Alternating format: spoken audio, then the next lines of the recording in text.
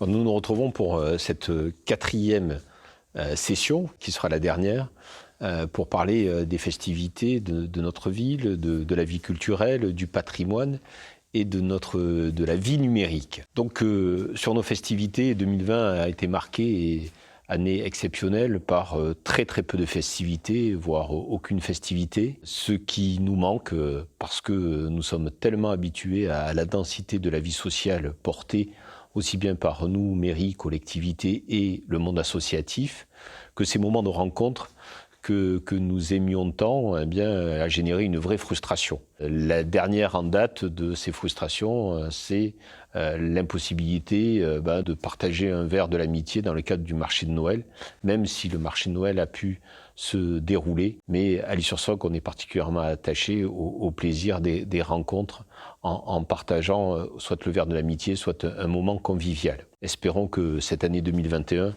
soit une année de retour à la normale, même si nous pouvons penser que ces premières semaines seront particulièrement compliquées encore. Notre navire amiral qui est Campredon a connu aussi toutes les vicissitudes de la Covid, avec des ouvertures, avec des jauges, et donc il a été difficile, malgré des expositions d'une très très grande qualité, de pouvoir accueillir toutes les personnes que nous aurions aimé accueillir.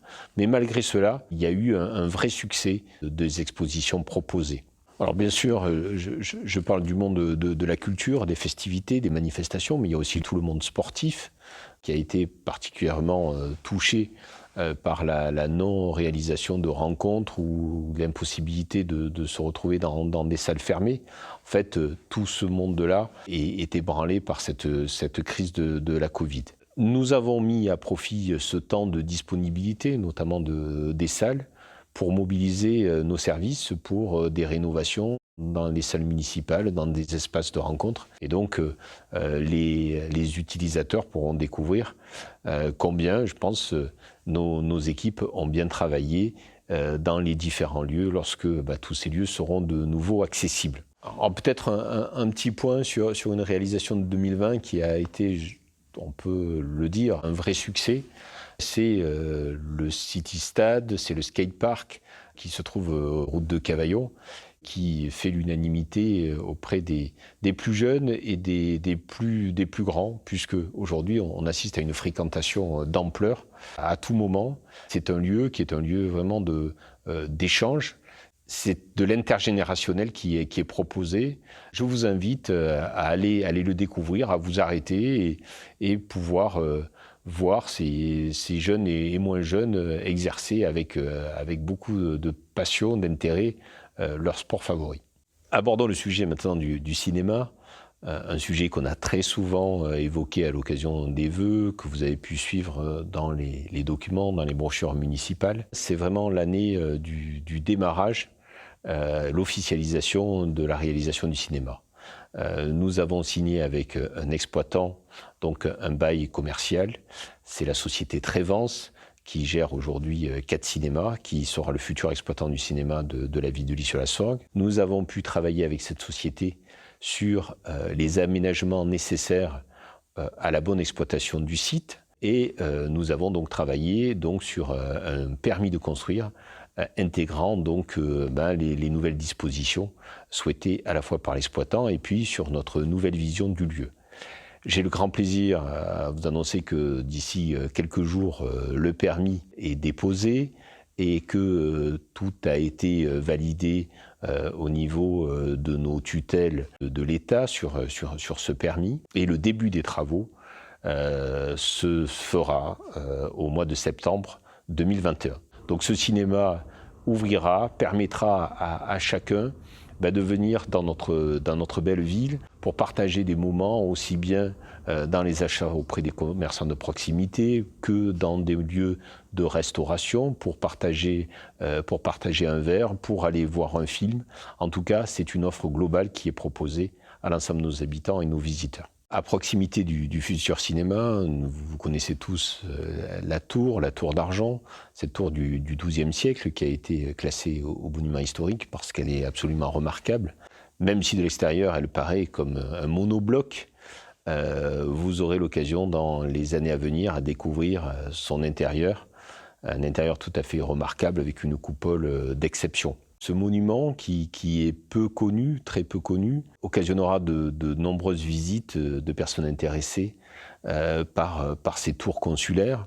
Et puis, nous allons y établir à l'intérieur un dispositif optique dont on a déjà parlé. Cette démarche patrimoniale, elle tient aussi dans le cadre de la démarche d'attractivité de la ville, qui a bénéficié pour le financement de la rénovation de cette tour, de financement tout à fait exceptionnel, puisque nous avons obtenu plus de 80% de financement extérieur pour la réhabilitation de cette fameuse tour. Abordons d'autres sujets, sujet de la ville numérique, où depuis maintenant plusieurs années, nous tâchons de nous inscrire dans cette modernité, avec des usages qui sont des usages qui ont nettement évolué et des utilisations très vastes des nouvelles technologies et du numérique. Alors, nous avons eu plusieurs axes de développement, notamment la création de ce qu'on appelle le grenier numérique, qui est un espace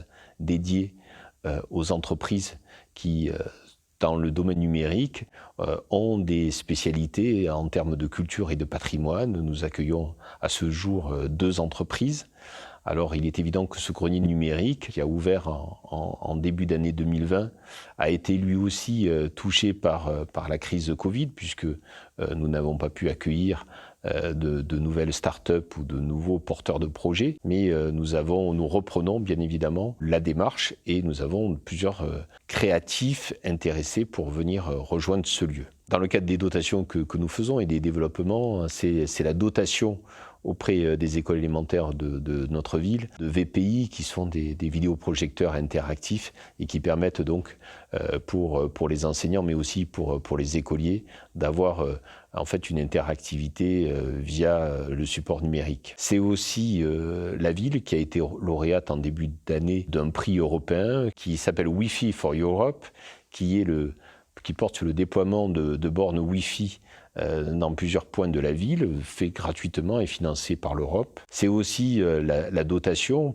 par les services de la ville au service des Lillois de nouveaux moyens numériques. Je parle de la réservation en ligne et de paiement en ligne pour nos centres de loisirs. C'est aussi des moyens de communication et d'information à la portée des Lillois. C'est aussi l'application Lille sur la Sorgue, qui permet des notifications et notamment par push d'informations, d'importance pour notre ville de Lille-sur-la-Sorgue. Et puis nous avons créé un compte Instagram qui a la facette ville de Lille-sur-la-Sorgue et puis attractivité de notre territoire.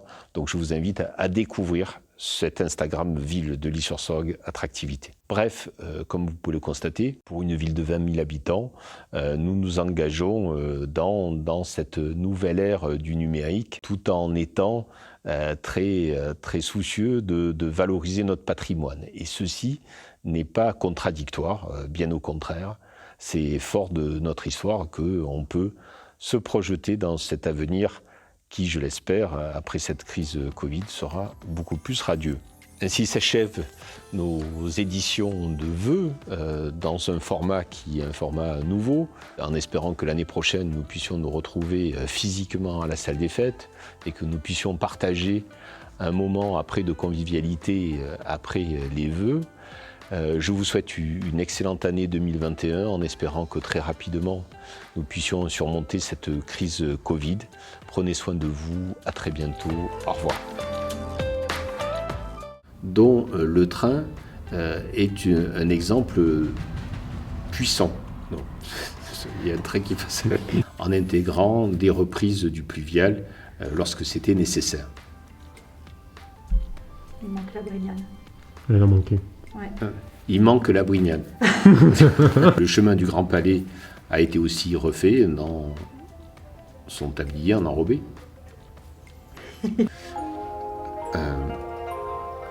Le chemin du Grand Palais, non. Le chemin du Grand Palais aussi a été repris pour partie.